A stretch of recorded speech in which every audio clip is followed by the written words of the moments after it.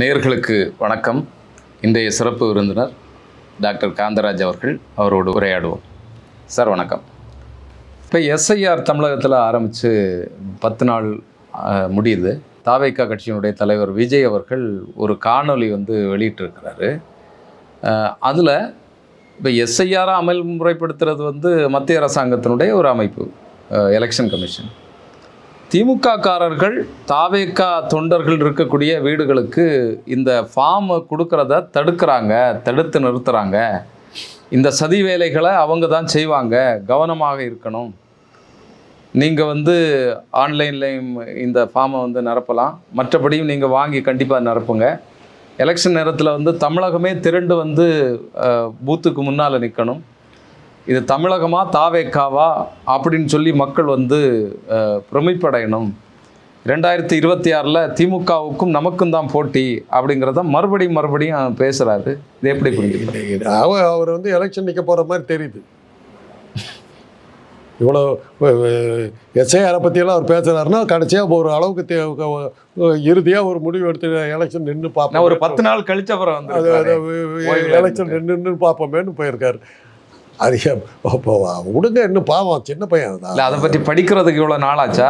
எஸ்ஐஆரை பற்றி தெரிஞ்சுக்கிறது அமித்ஷா கிட்ட இருந்து வரணும்ல, தகவல் வரணும்ல. அப்புறம் தானே வராது. அதுக்கப்புறம் அதுக்கு அந்த டயலாகெல்லாம் கோச்சிங் கொடுக்கணும். கோச்சிங் கொடுத்து ரிஹர்சல் பார்க்கணும். ரிஹர்சல் பார்த்து மானிட்டர் பண்ணணும், வீடியோவில் போட்டு பார்க்கணும். எல்லாம் கரெக்டான பிறகு தானே மேடைக்கு வர முடியும்.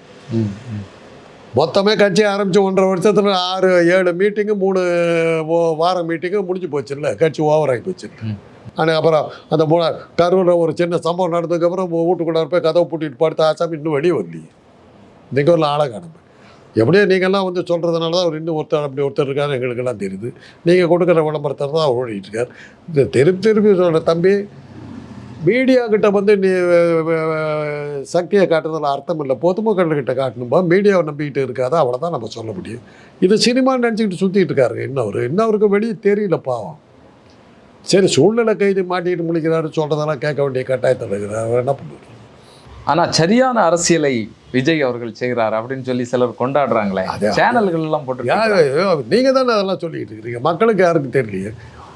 இங்கே இது வர்றீங்களே, இத்தனை நாள் வர்றீங்களே, இந்த மயிலாப்பூர் ஏரியாவுக்கு தாவேகா ஆஃபீஸ் எங்கே இருக்குன்னு சொல்ல முடியுமா உங்களால்? சார், ஒரு படையெல்லாம் போட்டிருக்காங்க சார். இந்த கூட்டங்களில் சரி பண்றதுக்கு ஒரு தொண்டர் படை அமைச்சிருக்காங்க. எந்த கட்சியிலுமே இல்ல. ஒரு புதிய விஷயத்தை கட்சியிலுமே இல்லை. அதனாலதான் 41 தமிழக காவல்துறை மீது நம்பிக்கை இல்லை. அதனாலதான் 41 பேர் செத்தாங்க. இவங்க காவல்படை தானே போய் அவங்க காவல்படை இருந்து தானே செத்தாங்க. 41 பேர் செத்தாங்க. கட்சி ஆரம்பிச்ச உடனே இப்போ 1.5 வருஷத்துல 10 கோடி ரூபா போயிடுச்சு தம்பி, ஜாக்கிரதை. அவ்வளோதான் சொல்லுவேன். யாரோ தூங்குறதுக்கு நீ முடிச்சுக்கிட்டு இருக்கிற, ஜாக்கிரதை. அவ்வளோதான், உன் டயலாக் தான். ஒரு புது வகையான அரசியலை அவர் கட்டமைக்கிறாரா தமிழகத்தில்? ஜென்சி அரசியல் ஏங்க இல்லாத ஆளை ஏங்க போட்டு உயிரை எடுத்துக்கிட்டு இருக்கேன். முதல்ல அவர் அரசியலுக்கு வர சொல்லுங்க. முதல்ல ஒரு கவுன்சில் எலெக்ஷன்லையாவது நிற்க சொல்லுங்க, அதுக்கப்புறம் பேசலாம். ஆனால் நீங்கள் சொன்ன செய்தியிலேருந்து என்ன தெரியுது, எலெக்ஷன் நிற்கிற ஐடியாவில் இருக்கார் போல் இருக்கு. எஸ்ஐஆர் ஃபார்மை ஃபில்அப் பண்ணுங்கன்னு சொல்லியிருக்காரு கட்சிக்காரர்கிட்ட. பார்ப்போம். அதை வச்சு பார்க்கும்போது ஒரு வேளை எலெக்ஷன் நின்னாலும் நிற்கலாம். அவர் அதிமுக காரங்க எப்படியாவது இவரை கூட்டணிக்குள்ளால கொண்டு வரணும்னு சொல்லி வேற வேலைகள் எல்லாம் பார்த்தாங்க, கொடியெல்லாம் அசைச்சாங்க. யார் அதிமுக காரர்? பழனிசாமி, எடப்பாடி பழனிசாமி. அவர் யார் காலில் விழுவுல? நான் என்கிட்ட 10 ஓட்டு இருக்குதுன்னா என் காலில் காந்தராஜ் என்னோட இணைந்து விட்டார்னு சொல்லி அவரே அங்கே சொல்லிட்டு இருப்பார். ஏங்க எந்த ஒரு கட்சியிலையாவது இன்னொரு கட்சிக்காரன் கொடியை காட்டிக்கிட்டு இருந்தாக்கா விட்டார்கள் வாழ்கன்னு சொல்லுவானா? இல்லை, வரவேற்பாங்களே. தொண்டை உதைக்க மாட்டான். என் கட்சி நடந்துக்கிட்டு போய் உன் கட்சி கொடியை காட்டினா என்னடா அர்த்தம்னு உண்மையான தொண்டை உதைக்க மாட்டான். ஒரு அன்பு பாசம் அது எப்படிலாம் நீங்கள் எதுக்கு இருக்கீங்க? அதை சப்போர்ட் பண்ணுறதுக்கு சப்போர்ட் பண்ணுங்க. மக்கள் நீங்கள் நினைக்கிறவளுக்கு, உங்களுக்கே சொல்கிறேன், நீங்கள் நினைக்கிறவளுக்கு முட்டாள் இல்லை. நீங்கள் அவரை தூக்கி விடுங்க, யார் வேணாங்கிற. இன்றைக்கி ஒன்றும் வரல, தேர்தலுக்கு வராத ஒரு ஆசாமி. இப்போ நீங்கள் சொன்ன செய்தி உண்மையாக இருந்தால் ஒரு மகிழ்ச்சி. ஏச்சா ஓட்டர் லிஸ்ட்டுக்காவது வரத்துக்கு முயற்சி பண்ணுறாங்களா அவங்க கட்சிக்காரருக்கு, அதுவே ஒரு பெரிய வெற்றி தான்.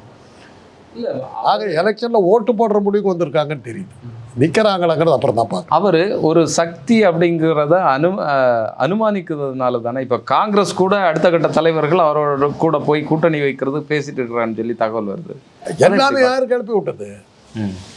காங்கிரஸ் சொன்னாங்களாங்க. மறுக்கலையே அவங்க? மறுக்கலைங்கிறத வச்சு பார்க்கல. இதெல்லாம் சொல்றது யாரு? திமுகவுக்கு எனக்கும் தான் இது போட்டின்னு சொல்கிறது யார்? விஜய் சொல்றாரு. அப்புறம் திமுக எதாவது கேட்டுச்சா? சட்டம் பண்ணிச்சா?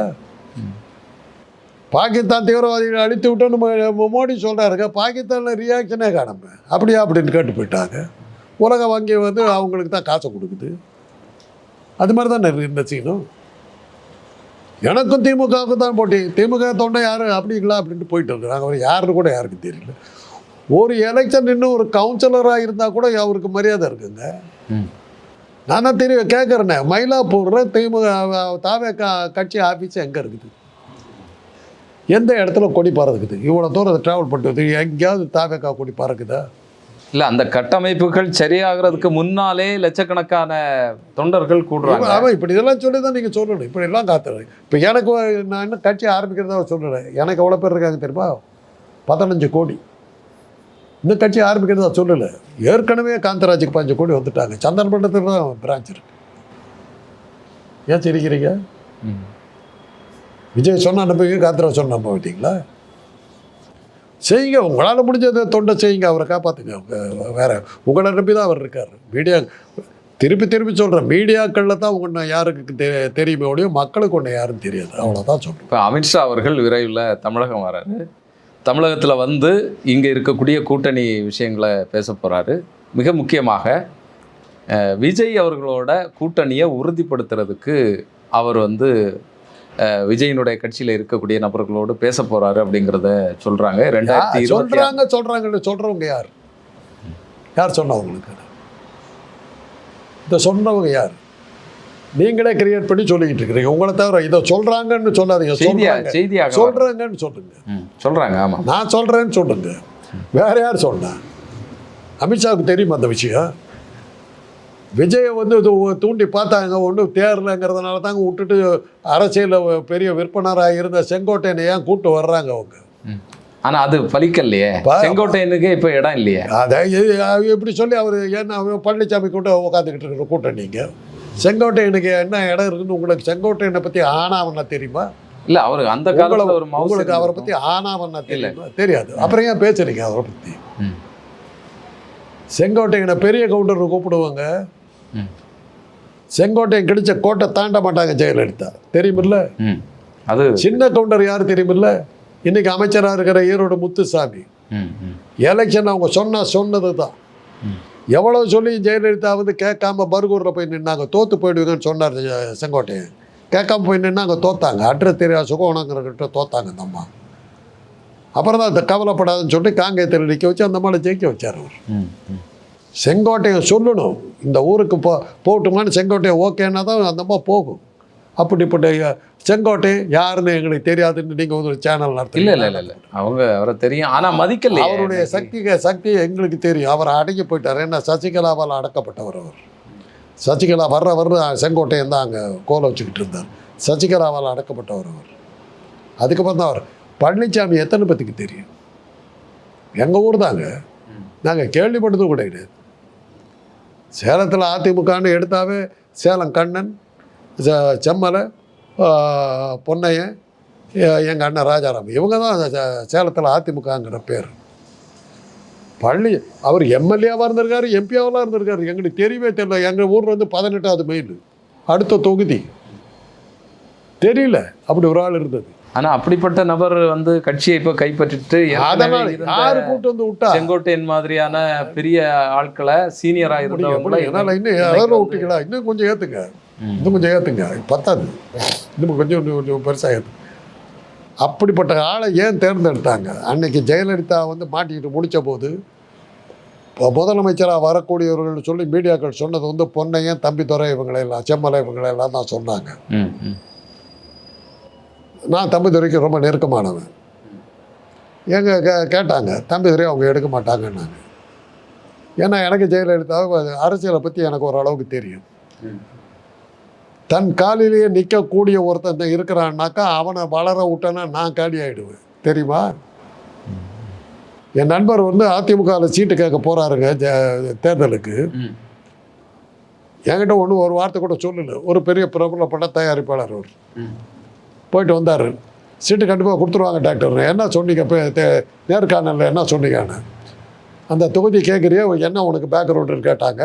என் ஜாதி பேக்ரவுண்ட் இருக்குது, என் கட்சி பேக்ரவுண்ட் இருக்குது, என்கிட்ட பணம் இருக்குது, எனக்கு சொந்த செல்வாக்கு இருக்குது, எல்லாம் சொன்னேன். வெரி குட்னு சொல்லி அனுப்பிச்சிட்டாங்கன்னு சொன்னேன். இல்லை அப்படின்னா இதானே சொன்னேன், இதான் சொன்னேன்னா உனக்கு சத்தியமாக சீட்டு கிடையாது. ஏன் இவ்வளோ இருக்குது, இவ்வளோ இருக்கிற நீ போய் தனியாக நின்றுக்க, என்கிட்டே வந்து சீட்டு கேட்குற, அவ்வளோதான். என்ன சொல்லணும் சீட்டுக்கு? என்னை யாருக்குங்க தெரியும்? உங்கள் பேரை சொல்லி நிற்கிறேன், நீங்கள் வந்து ஓட்டு கேட்டிங்கன்னா தான் நான் ஜெயிப்பேன். இல்லைன்னா எனக்கு நீங்கள் வந்து சப்போர்ட் பண்ணுறீங்கன்னா நான் நிற்கிறேன், இல்லாட்டி எனக்கு சீட்டு வேணாங்க. அவன் தாங்க தொண்டேன். போய் வேண்டாம்னே சொல்லணும். ஆமாம், சீட்டே வேண்டாம். நீ இல்லைன்னா இல்லை.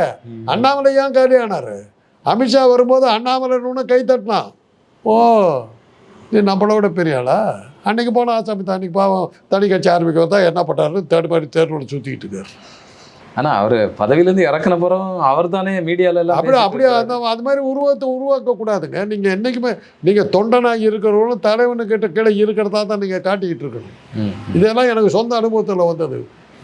ஒரு பெரிய பிரபல நடிகர்களுடைய நிகழ்ச்சியில் நான் கலந்துக்கிட்ட போது தேவையில்லாமல் பேச்சு கைத்தட்டல் வாங்கினேன். 4-5 இடத்துல கைத்தட்டல் வந்தது.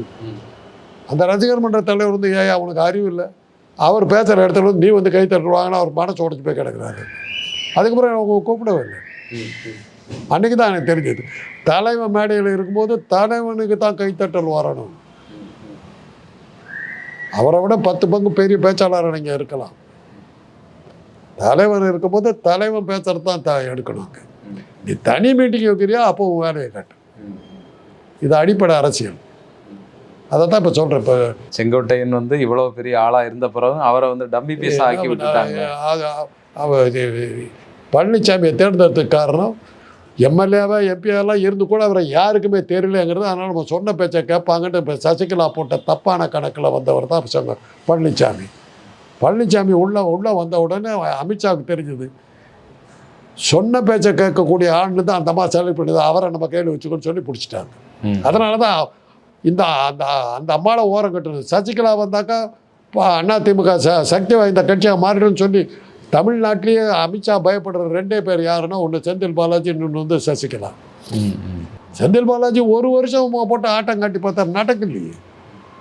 கடைசியில் அவர்கிட்ட தண்ணி காட்டிவிட்டு போயிட்டார். அவரால் உருவாக்கப்பட்ட விஜய் வந்து ஓட்டம் கட்டி கரூரில் ஓட வச்சுக்கிட்டார்.